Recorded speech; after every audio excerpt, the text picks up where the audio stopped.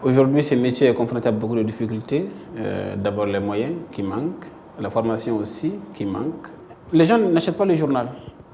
Les journalistes ne sont pas aussi payés dans les journaux. Les ressources ne sont pas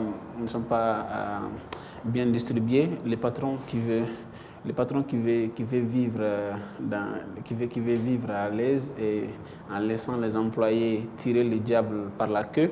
Mais le problème, c'est quoi? C'est qu'ici, nous, on ne voit même pas les journalistes au Mali ne voient même pas la queue du diable, la plus forte raison de la tirer. C'est ça aujourd'hui le drame.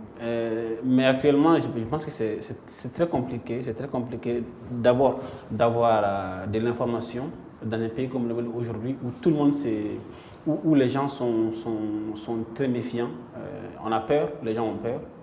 Peur de s'exposer surtout parce que le Mali, c'est un pays qui devient de plus en plus violent.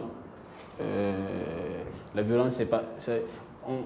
à la limite, on va jusqu'à te détruire si tu t'exposes à un certain degré. Comment est-ce qu'il faut voir le drame de Lampedusa?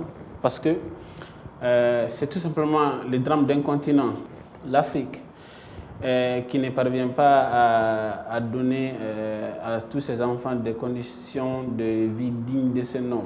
Rien ni personne ne peut empêcher une personne qui aspire à avoir une vie meilleure de partir. Rien ne peut l'empêcher.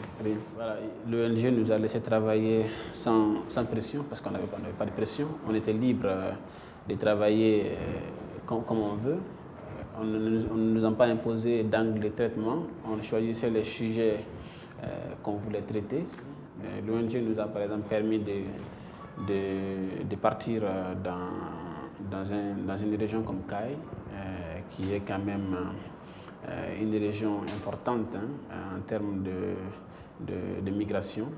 Et à Mopti aussi, où la situation est très compliquée avec la situation de chômage dans laquelle se trouvent les jeunes, surtout, et la situation sécuritaire actuellement. Donc ça a été une grande expérience pour moi, personnellement.